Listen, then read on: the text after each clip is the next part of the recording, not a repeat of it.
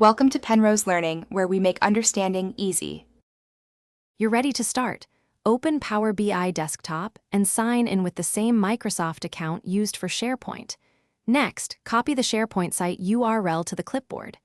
In Power BI, choose Get Data SharePoint folder and paste the site URL. This targets the document library. Once done, Power BI lists files. Locate your Excel file by name. If you don't see it, make sure the Excel is saved in the library, and the table inside is formatted as a table so Power BI can recognize it.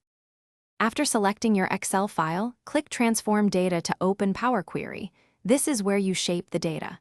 Choose the specific table or sheet. Expand columns if you see a binary link. Now apply transformations.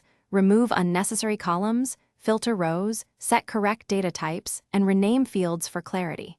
These steps ensure cleaner reports and faster refreshes. Once transformations are finished, click Close and Apply so Power BI builds the model and imports the prepared table into your report. Finish by publishing your report to the Power BI service from desktop. Choose the target workspace.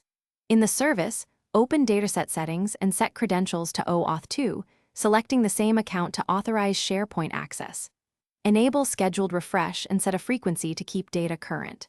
If something goes wrong, the most common fix is permissions. Ensure your account still has access, the file path hasn't changed, and the Excel table name remains the same. Adjust credentials or relink the file if necessary. Thanks for watching. If this was helpful, leave a like and consider subscribing. See you next time.